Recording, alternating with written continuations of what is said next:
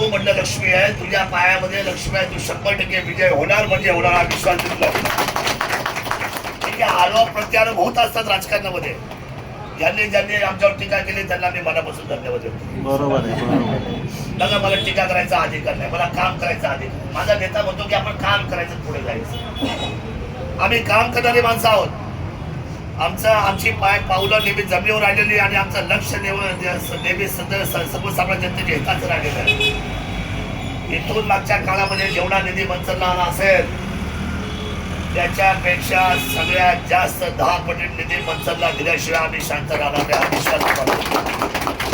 पण म्हणत असेल की दत्ता गांधळेंचं आता एवढं मोठं पद मिळालं, विकासाचं काय? आपल्याला लिंब्यावरून स्वच्छ पाणी आणि चांगलं शुद्ध पाणी द्यायची जबाबदारी नगरपंचायतची राहील, आमची राहील. आपल्या प्रयत्न सांगतो.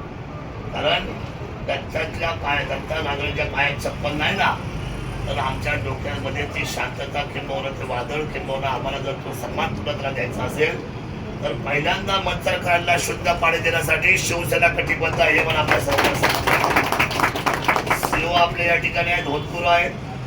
आता असं असं प्रशासकीय अधिकारी अशी असं असे इथं राजा मुलाने दल आले. आता राजा बदललाय सर, आता नेतृत्वामध्ये आले ते शिवसेना आली आहे आणि ती आलोय. ती एक जबाबदार मी माणूस आहे. माझ्याकडे जबाबदारी दिली होती सरकार खेळ मनसर